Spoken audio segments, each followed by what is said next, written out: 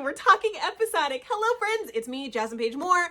I am here on my channel and we're about to do episodic breakdowns of Daredevil, Born Again, Jesus Christ, there's so many things in my mind right now, but the Disney Plus show that has just dropped, and I am so excited, not only because I love Daredevil, he is one of my favorites, second only to Moon Knight, because, come on. 4 men in one, that's just perfect and amazing. And God, I need more Moon Knight in my life. But until then, I've got Matt Murdock. And when I tell you that this was really exciting for me, because not only am I getting to see it hours early, so I'm getting to do a little bit of research on a lot of the characters, and we got so many fun new characters, and we got a lot of old characters back, but just seeing the strength of the community of comics, the fact that this show had multiple platforms and was canceled, but saved Daredevil. That mission brought it back, and it brought it back in such a fulfilling and rewarding way. And so honestly, it's just a pat on the back for fans, but not only that, but a pat on the back to these creators who, when given the opportunity to create, they did it tenfold. This show truly, I mean, I feel like there's been so many, if you've been watching these reactions and these reviews, everyone is saying the same thing. You can pause this show at any given point and it feels like a still from a comic book. It feels like art. And there is so much intentionality behind every motion and move and acting choice and frame. My God. This whole, before I dive in, I do want to say we're talking spoilers. So if you have not seen the show yet, this is going to be a condensed, you clicked the thumbnail, you know what we're doing here. This is going to be both episodes in one, because I ain't got time. I literally have to go in a few hours to go watch Mickey 17. I have another screening, I just don't have time to break this up. And honestly, the way that I speak, I'm coming from a place not only of comic book knowledge, but not as much as several other people in this field. So I'm really coming from emotionality, and I really want to make sure that when I talk about things, I want to reach those individuals who may not feel seen in this space. There's a lot of superiority sometimes in this comic book space, and you see my room, I'm covered in pink and flowers. So I want to make sure that, at least from my perspective, I'm showing people that there's room for us all.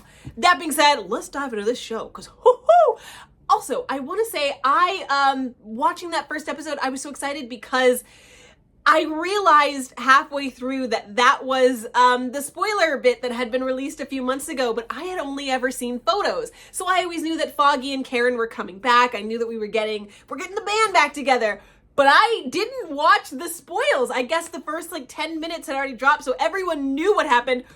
I didn't know, and so here I am, I'm watching it, and the second, and where I told you we're doing spoilers, is your last one, and if you haven't seen it yet, because I'm talking at this point, I didn't know Foggy was gonna get shot. So I you know that video, there's a video on the internet of oh God, what was it? It was some video, I don't remember what it's from. But it was a girl, and she's watching, and there's a rabbit on the game screen, and she's like, oh, it's so pretty, and then it gets shot with an arrow, and she goes, that was me, because I felt like it was family. I thought that we were back home. I thought that we were here again, and to see my boy, and the worst part about it is I was just talking to myself in my living room when I was watching this. I was like, damn, Foggy looked good. He got the long hair is gone. He got trim up. He got a beard. This is a man. This is not Foggy. This is the Fog. He was, and then for him to get shot, I was like, and he was gaming the girl. He was gaming the other lawyer. He was in there. I was like, I don't know what happened in that intermission, but my boy grew up, and then you took him away from me. You took him and what makes me so mad is here I am calling my comic book buddies, being like, I had to pause it. I don't even know. Are they gonna shoot Karen? Are they gonna kill Karen? Why the redheads? I'm bawling my eyes out. Meanwhile, all my comic book buddies, all my movie reviewer friends are giggling because they're like, we already knew this months ago. We saw the leaks. It creates a conversation for me and it's a conversation that's been around the movie sphere for a while, is the movie reviewer, critic, influencer sphere, on, is it intentional, these leaks? Do they give us these, and it's of a split mind. Some people say yes, some people say no, some people say 80% no, and then 20% yes, or, the flipping that around. But the reality is, in this case, I do feel like they, we're hunters. We're looking for this stuff. We always, the way that the internet works now, and especially with these influencer content creators, and I'm guilty of it as well, I don't mean it as a discouragement, but we always want to be the first. We want to be the one that says that thing that nobody else is saying or doing. And so it creates this competition that is cutthroat. And honestly, at that point, you see hundreds of influencers making 10-minute videos out of a 2-second image, and it's just it takes away the wonder and the joy. And I know a lot of other people have already talked about this, but yeah, I'm proud of myself for having that moment of not knowing, so that I got to have a real emotion. And it's hard for me twofold as well, now that I'm 6 minutes in and I've barely even talked about the show, but we're gonna get to it. I said I was gonna come from an emotional place, and you knew that going in, so deal with it. But what I mean to say is, I am someone who devours research. I love knowing things ahead of time so that I can go and I can find context, and I want to talk about all those little nuanced pieces about these characters. I like discussing that, but I also like surprise. So I'm glad that I got to have that in this show. But now that I've watched it, I get to deep dive and I get to condense it. But I do have my notes. The thing about me is I like watching it and taking notes at the same time. I'll do another watch later on where I'm actually enjoying it. But in this, I wanted to make sure that I knew what I was going to talk about coming through. And I love that the very first shot that we have of Daredevil coming back, we've got the church with the stained glass window in the background. And again, like mental screenshots of just how beautiful that image is. And even like with him swinging back and forth, for me, it felt a little too CGI-y. And so I got a little bit nervous, I'm not gonna lie. But having him, I was still on the phone like crying and yelling with my friends, but seeing him, the thing that I love about Moon Knight and Daredevil and really all these street level heroes, sans Spider-Man, because that one I haven't really seen too much of, but I love that we see these characters in pain. I love that we see these characters taking, and it's something that Matt Murdock has done a lot, even in the Netflix shows and every show I've seen, it's him like taking a beat and like, God, like feeling the weight of, I just got punched in the face. This hurts. I love that we get to see that with Matt Murdock, and you see that was the first thing I noted when he was on the stairs, because now he knows that Foggy has been shot. He doesn't know the extent of it, but he is emotionally in pain, and that is adding a physical pain on top of the physical pain that already is. He's got knives in his body, and I wanted him to just pull one out and like go ham on it, but I wasn't the choreographer, that's fine. So I love that we got to see real life emotions on this screen, and we got to see a man in pain, so much so that he gives up the cowl, he gives up the devil inside. Not that you can really suppress that. And throughout this entire first episode, we're seeing those hints of the devil coming back every time. And that's what I mean when I say that they really put intentionality behind every frame and every shot, because anytime we felt the devil coming up in Matt Murdock again, you would see that in the lighting cues. You would see the flashes of red in the apartment building next door or in the windows. You would see little hints of red here and there popping up that showed you the devil's not dead yet. The devil will be born again. It's just slowly coming back at the surface. Despite it being a year later after Foggy has died, we're now putting the killer on trial, and even him saying, there's never going to be justice. He knows that a vigilante's job is never done. He's just suppressing that devil inside. I loved it. I'm eating it up. It is a bummer though, because I am team, I know that Karen and him have a few moments in the comic, but I was always Deborah Ann Wall and him and Matt. Like I'm so for her and her days in True Blood. Like I'm such a big stan of her, and I want her more in this, and it makes me nervous that he's got a new girlfriend now, and I've been just a really big contender of Deborah Ann Wall, and I really wish, it doesn't seem like it's going to happen, but I really wish she would have had more screen time in this show. But I like the therapist, and I like the therapist angle of him needing to date a therapist. A lawyer and a therapist has always been a fun combination for me, because it seems like they're always going to be at odds with each other and trying to, logical versus a mental kind of thing. And that seems like that butting heads is what Matt needs, and I think what we as an audience member needs. It's someone who's going to challenge him, who can challenge him, and not just with this, but of the mind, asking him why he does this. And I think as their relationship develops, I think we're going to see a really fun understanding of the character on an intellectual, on a mental, on a spiritual, on an emotional level that maybe we didn't get to explore in any of the other shows. I think understanding the id versus ed of his mind, Matt Murdock. You know, not necessarily the Daredevil versus the Matt Murdock, but really the why that character, like the two sides of that specific character, why he is and why he does. I'm really excited to dive deeper on that. Sorry, I keep looking down at my notes at the things. Oh my God. Can we talking about the moments that we really appreciate, and that I really appreciate, is that moment, and we only saw it once, I believe, but just the way that he listens, how it was, you know, the 16 by 9 frame, and then the second he hears that Foggy is in trouble, it goes woof, and you see it zooming in on his ear, kind of showing that way of like, oh, I listen, and I listen so well that I'm going full screen now. I'm eating it up, guys. I love the attention to detail that these directors have put into this show. It makes me giddy. It makes me feel like you're making me discover new things about something that I already thought I loved.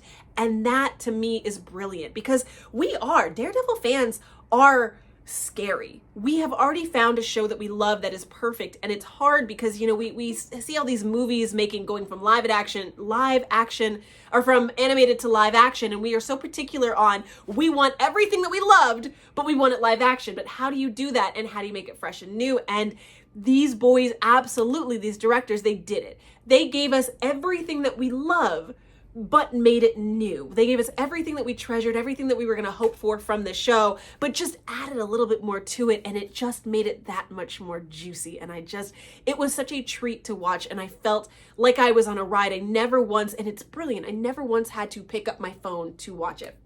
I'm going to keep going.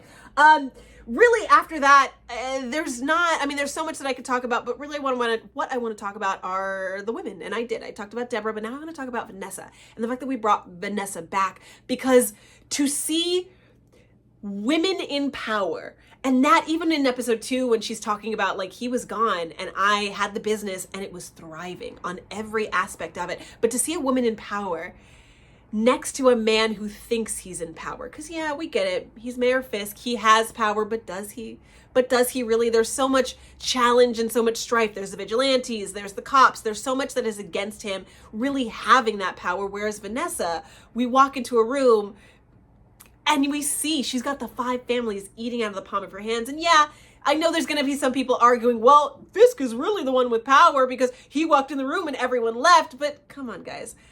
Who does Fisk answer to? He answers to Vanessa. There is no one that he answers to that is above Vanessa. That's his woman. He's going to therapy for her. If she asked him to jump, he would not only jump, he would push everyone else down. So when he jumped, no one else could jump higher. Like, that is who he is. He's devout to his wife. He loves Vanessa.